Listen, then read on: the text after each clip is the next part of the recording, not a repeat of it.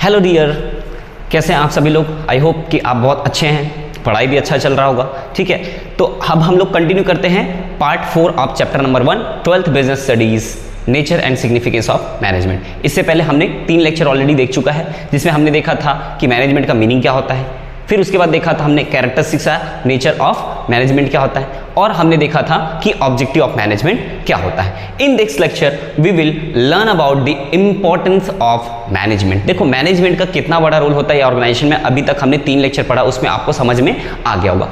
Importance मतलब होता है कि कोई भी चीजों का क्या रोल है। ठीक है, हम कहते हैं कि भाई अगर आपके घर में आपकी मम्मी आपके लिए बहुत सारा काम करती है, घर का काम करती है, तो मम्मी का क्या इंपॉर्टेंस है, क्या रोल है घर में, बहुत बड़ा रोल है। ठीक है, वैसे पापा का क्या रोल है, बहुत बड़ा रोल है। उसी प्रकार एक ऑर्गेनाइजेशन में कह सकते हैं कि मैनेजमेंट जो है, ऑर्गेनाइजेशन एक घर है, एक फर्म एक घर है, और उसमें मैनेजमेंट जो है वो मम्मी और पापा का रोल प्ले करते हैं।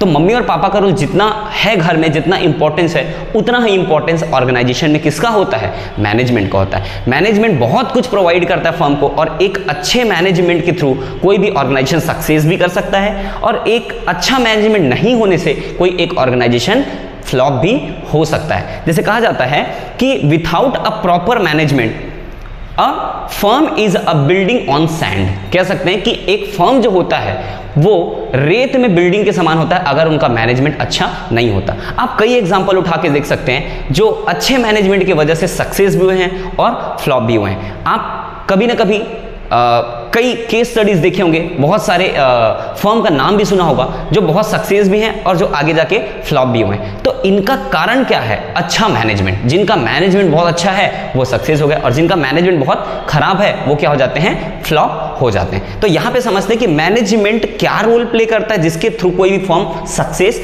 हो सकता है, या क्या इसकी इंपॉर्टेंस है। देखिए एक एक करके एक पॉइंट को देखते हैं, और धीरे धीरे करके एक एक इंडिविजुअल पॉइंट को हम लोग आगे जाके डील करते जाएंगे, है ना। चलिए कहीं से भी स्टार्ट करते हैं। देखिए मैनेजमेंट एफिशिएंसी को इंक्रीज करता है। जैसे आपके घर में आपके मम्मी पापा आपको मोटिवेट करते हैं कि पढ़ो बेटा, लाइफ सक्सेस होगा, उसी प्रकार मैनेजमेंट क्या करता है, फर्म में एफिशिएंसी को, उनकी ताकत को क्या करता है, बढ़ाता है। Help in development of society. कोई भी फर्म जो होता है वो अपने साथ साथ सोसाइटी का भी ग्रोथ करता है, in the form of creating employment opportunity, in the form of providing good quality of goods. और ये सब कौन करता है, मैनेजमेंट करता है। ठीक है, की ऑफ सक्सेस, यहां पे देख सकते हैं की ऑफ सक्सेस। कह सकते हैं कि एक ताला लगा हुआ है जिसको अगर खोल दिए तो सक्सेस, और नहीं तो फिर आप अनसक्सेसफुल। तो मैनेजमेंट एक प्रकार का चाबी है जो उस ताले को क्या करता है, खोलता है। कैसे खोलता है वो आगे जाके हम लोग देखेंगे। ठीक है, help in achievement of personal objective. अभी तक लास्ट लेक्चर में हमने डिस्कस किया था कि पर्सनल ऑब्जेक्टिव को कैसे फर्म जो होता है मैनेजमेंट के थ्रू फुलफिल करता है। तो कोई भी ऑर्गेनाइजेशन में एम्प्लॉय काम कर रहा है तो उनका पर्सनल ऑब्जेक्टिव भी कैसे फुलफिल होता है और मैनेजमेंट क्या हेल्प करता है वो आगे जाके हम लोग देखेंगे। Create dynamic organisation. Dynamic organisation मतलब होता है अडेप्ट टू चेंज। आज के डेट में जो वर्ल्ड है, जो मार्केट है, वो रैपिड चेंजिंग है। बहुत जल्दी जल्दी फैशन में चेंजेस हो रहा है, लोगों का टेस्ट एंड प्रेफरेंस में चेंज हो रहा है, और उन सारे चेंजेस को अडॉप्ट करने का जो पावर है या फिर जो टेक्निक है वो हमको कौन बताता है, मैनेजमेंट बताता है। और लास्ट देख सकते हैं help in achievement of group गोल। कोई भी काम को अकेले नहीं किया जा सकता है, हमेशा काम ग्रुप में होता है अगर बड़ा टारगेट आपको अचीव करना है। तो टारगेट को अचीव करते करते ग्रुप का गोल कैसे अचीव होता है वो मैं आपको आगे जाके समझाऊंगा। चलिए, तो ये सारी पॉइंट्स हो गए मैनेजमेंट के, क्या हो गए, इंपॉर्टेंस हो गए। इन पॉइंट्स को आपको याद रखना है और ऑटोमेटिकली याद हो जाएगा, धीरे धीरे हम लोग देखते चलते हैं। ठीक है, चलिए पहला पॉइंट है help in achievement of group गोल। 4 लोग काम कर रहे हैं एक ही टारगेट के पीछे। ठीक है, 4 लोग काम कर रहे हैं एक टारगेट के पीछे, और चारों का भी छोटा छोटा टारगेट होगा।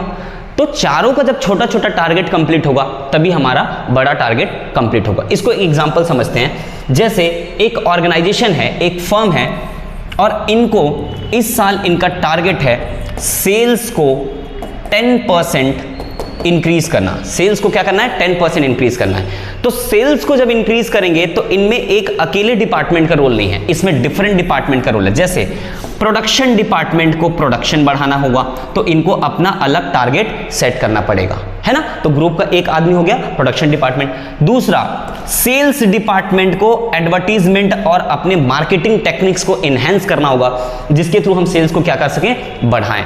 और तीसरा होता है, इन दोनों को करने के लिए हमको पैसा लगता है, तो फाइनेंस डिपार्टमेंट होगा फर्म में, वो फाइनेंस डिपार्टमेंट क्या करेगा, अपना फंड रेज करेगा, बढ़ाएगा, तभी हम क्या कर पाएंगे, प्रोडक्शन कर पाएंगे और सेल्स के लिए एडवर्टाइजमेंट कर पाएंगे।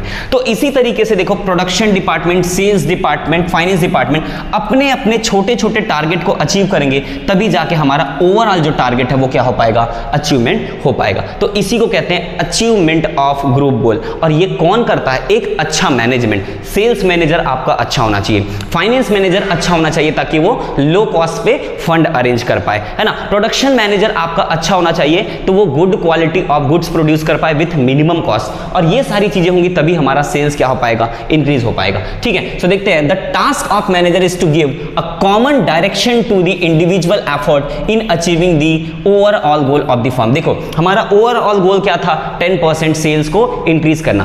तो जो मैनेजर है वो छोटा छोटा टास्क अलग अलग सेल्स डिपार्टमेंट, प्रोडक्शन डिपार्टमेंट और फाइनेंस डिपार्टमेंट को बांट दिया, और उन्होंने जब अपना अपना टास्क कंप्लीट किया तो ऑटोमेटिकली हमारा फर्म का गोल क्या हो गया, अचीव हो गया। जैसे यहाँ पे देख सकते हैं कि अलग अलग इंप्लॉइज हैं यहाँ पे, और सभी को एक कॉमन डायरेक्शन की तरफ काम दिया गया है। ठीक है, ये अपने हिसाब से काम करेगा, लेकिन इसको पहुंचना कहाँ है, अल्टीमेटली सेंटर पे पहुंचना है। ठीक है, तो ये कहते हैं कि हर एक को आप ऐसा ऑब्जेक्टिव दो जो ऑर्गेनाइजेशन के ऑब्जेक्टिव को क्या करे, फुलफिल करे। ठीक है, जैसे मैं बार बार एग्जांपल देता हूं कि आपने रामायण देखा होगा। रामायण में हमारा मेन ऑब्जेक्टिव क्या था, भगवान श्री राम ने सीता माता को लेने जाना था, कहां, लंका। लेकिन वो हमारा मेन ऑब्जेक्टिव के साथ साथ हमने बहुत सारे डिफरेंट काम अलग अलग इंप्लॉइज को, अलग अलग जो लोग थे वहां पे उनको बांटा गया था, है ना। हनुमान जी लंका गए, वहां से इंफॉर्मेशन लेके आए, है ना। नल नील का क्या काम था, पुल को बनाना था। तो इस तरीके से सभी ने मिलकर काम किया, तो हमारा क्या हुआ, फाइनल टारगेट अचीवमेंट हुआ। ठीक है, नेक्स्ट देखते हैं, चलिए नेक्स्ट है हमारा इंक्रीज एफिशिएंसी। ये इमेज को देख के आप समझ सकते हैं, एक अच्छा मैनेजर, एफिशिएंसी मतलब ये होता है कि आपके मेंटलिटी और आपके मेंटल और आपके फिजिकल एफिशिएंसी को, आपके पावर को क्या करना, बढ़ाना, ताकि हम प्रोडक्टिविटी ज्यादा से ज्यादा ले सकें। जैसे यहाँ पे देख सकते हैं, ये एम्प्लॉय बढ़िया काम करने वाला आदमी है, लेकिन ये मैनेजर हमेशा खिच खिच खिच खिच दिन भर चिल्ला ही रहा है। आप देख सकते हैं कोई भी ऑर्गेनाइजेशन में ऐसा कोई ना कोई आदमी होता है जो दिन भर जबरदस्ती का टोंकता है, काड़ी करते रहता है ना, उंगली करने वाले लोग। और ये मैनेजर देखो कितना बढ़िया अपने एम्प्लॉय को बुलाया, चलो आज चाय पे आते हैं, है ना, चाय पी लिए बैठ के, और दो चार बातें बता दी, इनको थोड़ा सा तारीफ भी कर दिया कि भाई आप हो ना हो, फिर भी बोल दिया कि आप कितने अच्छे हो, आज बढ़िया कपड़ा पहन के आए हो, आप कितना अच्छा बोलते हो, आपका काम करने का तरीका बहुत अच्छा है। वो मोटिवेट हो जाएगा और ऑटोमेटिकली अच्छा काम करने लगेगा। तो वही है इंक्रीज एफिशिएंसी। तो मैनेजर का काम होता है हर एम्प्लॉय को जो वहां पे काम कर रहा है, जो भी रिसोर्स है, चाहे वो ह्यूमन रिसोर्स हो, चाहे वो कैपिटल रिसोर्स हो, सारे चीजों के एफिशिएंसी को क्या करना, इंक्रीज करना होता है। ठीक है, so the aim of manager is to reduce cost, increase productivity through better planning, organizing, directing, staffing, controlling the activities of the organisation. तो एक अच्छे मैनेजर का काम है, वो क्या करता है, इंक्रीज करता है, क्या चीज को इंक्रीज करता है, एफिशिएंसी को।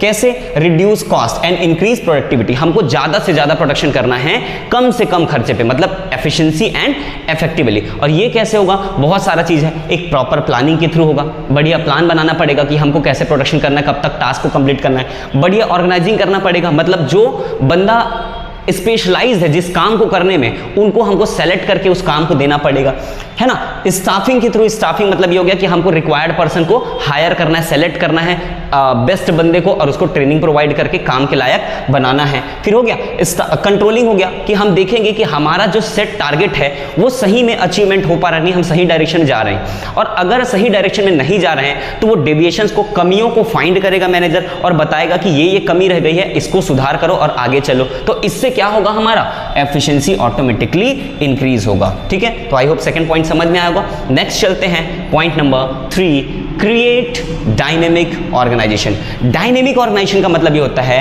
यहां पे देख सकते हैं, कोई भी हमारे प्लान के अकॉर्डिंग अगर कोई चेंजेस आता है तो या तो आप रेजिस्ट करो या तो उस चेंजेस को अडॉप्ट करो। मतलब ये है कि अगर आपके सामने जो प्लान आपने बनाया उसके अलावा कोई चैलेंजिंग चीजें आ रहा है जिसको आपको फेस करना पड़ेगा, तो या तो आप रेजिस्ट करो उस उसको फेस करो, या तो आप उसको क्या करो, अडॉप्ट करो, मतलब दूसरी तरीके से अपना प्लान बनाओ कि हम उसको क्या कर सके, फाइट कर सके। ठीक है, जैसे एक एग्जांपल बताता हूं मैं आपको कि आज की डेट में आपने कई ऑर्गेनाइजेशन को देखा होगा कि वो रैपिड ग्रो कर रहे हैं। रैपिड ग्रो क्यों कर रहे हैं? क्योंकि उनके पास एडवांस टेक्नोलॉजी है। तो एडवांस टेक्नोलॉजी को अडॉप्ट करना भी क्या है, डायनेमिक ऑर्गेनाइजेशन है। ठीक है, तो देखते हैं यहां पे, management help people adopt to these changes that the organisation is able to maintain its competitive edge. है ना, हमारे पास आज किसी भी काम को करने जाओ, कोई भी ऑर्गेनाइजेशन ले लो, ऐसा कोई जगह नहीं जहां पे कंपटीशन नहीं है, बहुत ज्यादा टफ कंपटीशन है। और उस कंपटीशन को फेस करने के लिए हमको नए नए टेक्निक्स, नए नए आइडिया को क्या करना पड़ता है, इंप्लीमेंट करना पड़ता है। पर ऑर्गेनाइजेशन में डिफरेंट टाइप के वर्कर काम कर रहे हैं, हर कोई वर्कर आपके आइडियोलॉजी को, नए टेक्नोलॉजी को अडॉप्ट कर ले, ऐसा पॉसिबिलिटीज नहीं है। पर एक अच्छे मैनेजर की पहचान, एक अच्छे मैनेजमेंट की पहचान है कि वो हेल्प करे कि उस जो नया टेक्नोलॉजी आया है उसको अडॉप्ट करे। जैसे हम कह सकते हैं कि आजकल कंप्यूटर का जमाना है, सारी चीजें एक्सेल शीट में बनता है। पहले जमाने में अकाउंटिंग कैसा होता था, हम कागज में लिख के करते थे, टोटल करते थे कैलकुलेटर से, लेकिन आज हमारे पास फॉर्मूलेज है एक्सेल शीट में कि हम क्या कर सकते हैं, काम को बहुत बहुत स्वीट एंड शॉर्ट तरीके से कर सकते हैं। लेकिन अगर ये एक्सेल शीट अगर आपको चलाने नहीं आता है, बनाने नहीं आता है, तो हमारे ऑर्गेनाइजेशन को क्या होगा, एम्प्लॉय को क्या होगा, बहुत ज्यादा समय लगेगा। तो मैनेजमेंट का एक पार्ट है कि वो प्रॉपरली एम्प्लॉय को ट्रेनिंग दे और उस चेंजेस को अडॉप्ट करने के लायक बनाए। ठीक है, तो इसको हम लोग कहते हैं creating a dynamic organisation. Next point है हमारा help in achievement of personal objective. इसको मैंने लास्ट लेक्चर भी समझाया था कि एक अच्छा मैनेजमेंट ऑर्गेनाइजेशन के ग्रोथ को ध्यान में रखते हुए पर्सनल ग्रोथ को भी ध्यान में रखता है। एक ऐसा टारगेट या गोल डिसाइड करता है जिससे हमारा क्या हो जाता है, पर्सनल ऑब्जेक्टिव भी क्या हो जाता है, फुलफिल होता है। जैसे यहां पे देख सकते हैं, through motivation and leadership the management help individual to develop team spirit, cooperation and commitment to the group success. देखो, एक मैनेजमेंट, अच्छा मैनेजमेंट एम्प्लॉय को मोटिवेट करता है, एक अच्छा मैनेजमेंट क्या करता है, एक टीम स्पिरिट डेवलप करता है, लोगों को सिखाता है, एम्प्लॉय को बताता है कि आपको टीम में काम करना है, क्योस एंड कन्फ्लिक्शंस नहीं होना चाहिए, झगड़े लड़ाई नहीं होना चाहिए, है ना। कोऑपरेशन सिखाता है कि हमको कैसे एक दूसरे को मिलके काम करना है। क्योंकि मान लो एक ऑर्गेनाइजेशन में डिफरेंट डिपार्टमेंट है और हर डिपार्टमेंट के बीच में अगर झगड़े लड़ाई चढ़ेंगे या फिर ईगोइस्टिक प्रॉब्लम होगा तो कोई भी डिपार्टमेंट सही से काम नहीं कर पाएगा, और एक डिपार्टमेंट दूसरे के ऊपर डिपेंडेंट होता है तो ये दूसरे को भी इफेक्ट करेगा। तो एक अच्छे मैनेजमेंट का काम है कि सबके बीच में हार्मोनी या फिर कोऑपरेशन डेवलपमेंट करके रखे।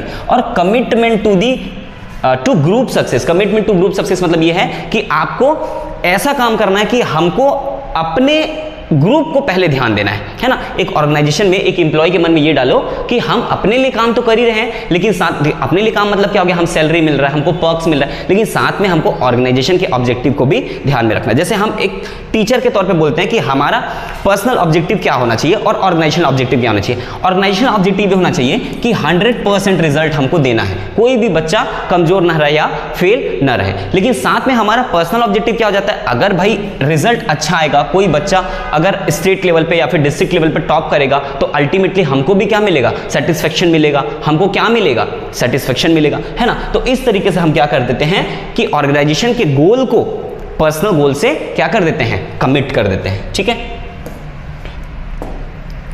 नेक्स्ट पॉइंट है help in the development of society. ये बात भी हमने लास्ट लेक्चर में देखा था जब हमने ऑब्जेक्टिव पढ़े थे। तो कोई भी मैनेजमेंट जो होता है उसका एक अलग इंपॉर्टेंस ये होता है कि ऑर्गेनाइजेशन अपने लिए तो काम करता है, साथ में सोसाइटी को भी बहुत कुछ देता है। कैसे बहुत कुछ देता है, in the form of quality of goods. आपको जो प्रोडक्ट मिलता है, जो आप यूज करते हैं, वो अच्छे क्वालिटी में होता है। ये एक ऑर्गेनाइजेशन का क्या है, लाइबिलिटी है, रिस्पॉन्सिबिलिटी की वो अच्छे क्वालिटी में गुड्स बनाए, चीपर रेट में गुड्स को अवेलेबल करे, एम्प्लॉयमेंट अपॉर्चुनिटी क्रिएट करता है, जिससे क्या होता है, सोसाइटी को बेनिफिट होता है। कोई भी ऑर्गेनाइजेशन देखो टैक्स भरता है, तो टैक्स भरने के साथ साथ वो टैक्स का फंड कहीं ना कहीं पब्लिक को वापस मिलता है in the form of subsidies by the government. तो अगर आप देखेंगे एक अच्छा मैनेजमेंट जो होता है वो सोसाइटी के डेवलपमेंट पे भी ध्यान देता है, और ये एक इंपॉर्टेंस है मैनेजमेंट का। So to help it help to provide good quality product, service, create employment opportunities, adopt new technology for the greater good of the people